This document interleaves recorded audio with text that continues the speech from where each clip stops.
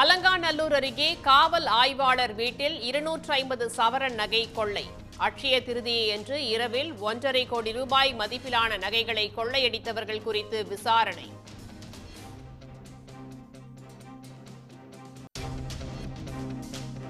அட்சய திருதியையொட்டி 14,000 கோடி ரூபாய்க்கு நகை விற்பனை.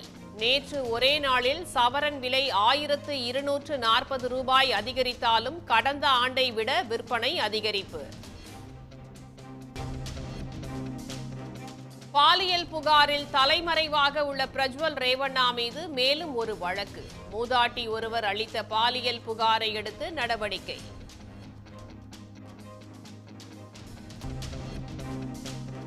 மக்கள் பிரச்சினைகள் குறித்து பிரதமர் மோடியுடன் பொதுவெளியில் விவாதிக்க தயார். உச்சநீதிமன்ற முன்னாள் நீதிபதிகளின் கோரிக்கையை ஏற்று ராகுல் காந்தி சவால்.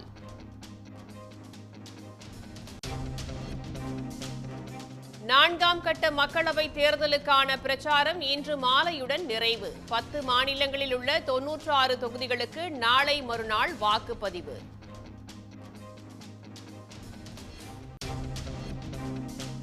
திஹார் சிறையில் இருந்து விடுதலையான டெல்லி முதலமைச்சர் அரவிந்த் கெஜ்ரிவாலுக்கு உற்சாக வரவேற்பு.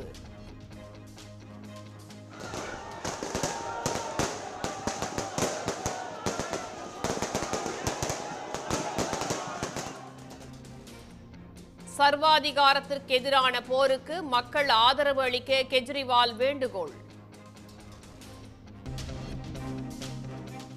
சென்னை சூப்பர் கிங்ஸ் அணியை 35 ரன்கள் வித்தியாசத்தில் வீழ்த்திய குஜராத் டைட்டன்ஸ். சுப்மன் கில், சாய் சுதர்ஷன் சதமடித்து விளாசல்.